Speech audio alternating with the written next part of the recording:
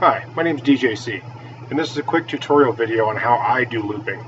Evidently it seems to be a little different than most people do it, and it works for me. It might not work for anybody else, but this is the way I prefer it.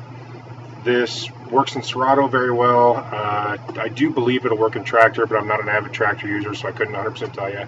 And I know it does not work in Rekordbox, because Rekordbox, you have a loop that's the start of the cue point, and that's your only option. You don't have the option to start a cue point in the middle of a loop, and that's kind of dependent on this.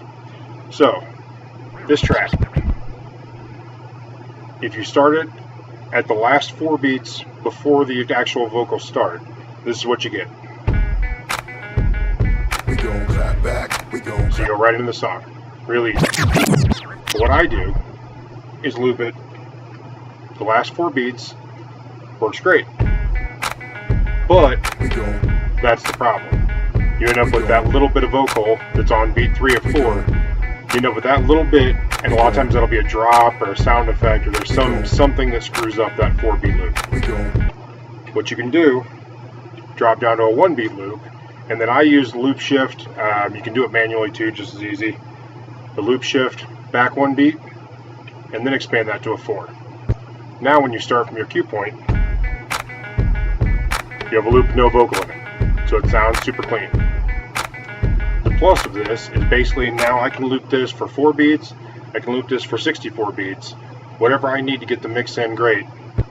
It gives me a nice, clean, polished loop. The plus of this also is the fact that I'm not stuck in whatever intro was already in the song. So either there's songs that have next to no intro or songs that have long intros. Either way, I'm not dependent on that. I now just have 4 beats I have to worry about.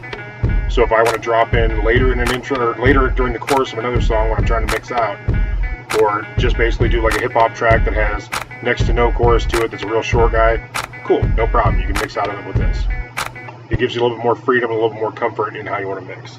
And so basically now, I can run this loop and exit out right when I want. We gon' clap back, we gon' clap back, we gon' clap back. Perfect. So that's how I do looping. Like I said, 4-beat loop, drop it down to a 1, move it back 1, and then bring it back to a 4. That gets you your 4 beats. We gon' clap back, we gon' clap back, And that's how I do looping. Like I said, this might not work for everybody, but it works great for me, so hopefully it's something you can use. Thanks.